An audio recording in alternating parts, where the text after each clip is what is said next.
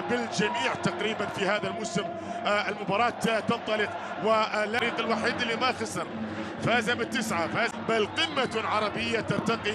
لكن طبعا الجائزة ذهبت للحارس بطل للسوبر، وعنده 100 عنده 66 على الهلال. هذه محاولة كرة في هذا المكان عند بعض اللاعبين. 8 المحاولة العالية، الكرة من ضربة ركنية إبعاد، الكرة من حسن العيسى في وسط الملعب تذهب وتعود ويسترجعها بعد ذلك كوليبالي إلى نيفيز. يعني في كثير من المناسبات يفقد لاعب، لا شك مخيف أيضا بالنسبة للوحدة، عليه أن يعمل كثيرا ويسترجعها الهلال مرة أخرى إلى نيفيز. ضغط رهيب، الكرات الكثيرة عن طريق نيفيز، كرة جميلة للأمام لمولد، وصلت إلى إيجالو. حكم المباراة أشار لاستمرار الكرة الماضية، مباراة رقم 132.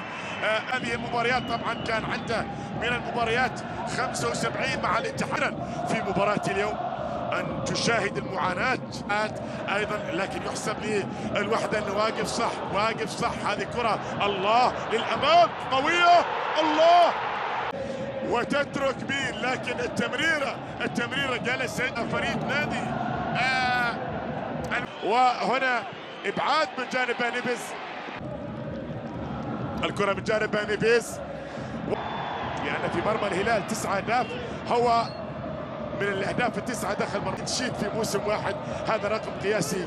يسري إلى نيفيز، ممكن يسدد، قوية في الدوري السعودي. كرة بعيدة من جانب نادي الهلال، أعتقد محظوظين لا شك بموهبة تلعب في وسط الملعب عن طريق يقرأها بصورة ممتازة. يا سلام يا سلام، حتى يطمئن أكثر على النتيجة.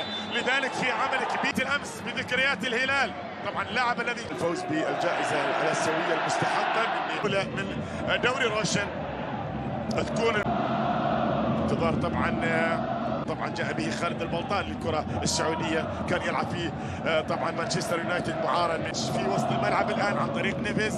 نقل الكرة قالوا في إشارة إلى طبعا النسور والكرة الماضية، لكن ابعدها سعود عبد الحميد. هذا ما يريد الهلال، هذا ما يريد الهلال الآن، يبحث، ونقلت الآن إلى نيفيز. نيفيز يأتي بكرة عالية عند الحارس لنيفيز، عالية من جانب نيفيز، خطيرة بالربن في منطقة الجزاء، بل في 18 متر، في مباراة بهدفين نظيفين. ثاني شخص آخر مختلف تماما. والكرة الماضية الدقيقة الأخيرة تقريبا للوحدة، مباراة جيدة إجمالا يقدموها الوحدة. اللي الأمام أكثر من فاز، الفريق الوحيد بلا خسارة.